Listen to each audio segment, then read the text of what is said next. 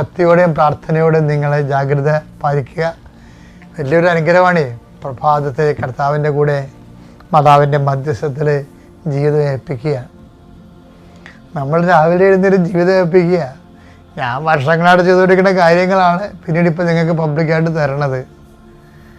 രാവിലെ എഴുന്നേറ്റ് ജീവിതം ഏൽപ്പിക്കുകയാണ്.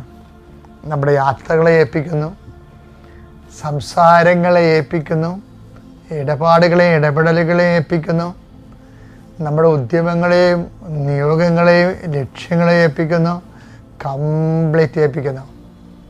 അതുകൊണ്ട് തന്നെ ഏകാഗ്രതയോടെ വളരെ കൃപയോടെ നിൽക്കണം. സന്തോഷത്തോടെ മനസ്സിലെ ഹൃദയത്തിൽ സന്തോഷത്തോടെ നിൽക്കണം. വലിയൊരു അനുഗ്രഹമാണ് ഈ സമയത്ത് ചൊരിഞ്ഞുകൊണ്ടിരിക്കുന്നത്. കൃപാസ്ഥാനത്താൽ എന്നാണ് ഈ അനുഗ്രഹം വരണത്. 10,000-കണക്കിന് മനുഷ്യർ അനുദിനം പ്രാർത്ഥിക്കുന്ന ഇടങ്ങളിൽ പ്രത്യക്ഷപ്പെട്ട പരിശുദ്ധമ്മയുടെ പ്രത്യക്ഷീകരണ സ്ഥിരീകരണത്തിനാണ് നിന്നെ അടയാളമാക്കാനുള്ള ദൈവിക പദ്ധതിയുടെ ഭാഗമായിട്ടാണ് നീ പ്രാർത്ഥന കൂടുന്നത്.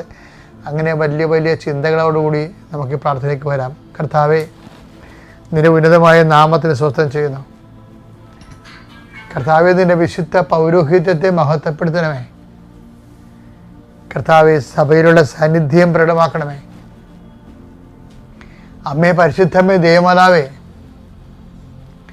39 വർഷം ഞാൻ അർപ്പിച്ച കൃപാനയുടെ യോഗ്യതയാൽ കൃപാസ്ഥാനത്താരെ ജീവനോടെ പ്രത്യക്ഷപ്പെട്ട പരിശുദ്ധ അമ്മയുടെ മാധ്യസ്ഥതയിലെ ഈ പ്രാർത്ഥന കൂടുന്ന വ്യക്തികളും വീടുകളും ഈ നിമിഷം കർത്താവിൻ്റെ കൃപയിൽ നിറയട്ടെ.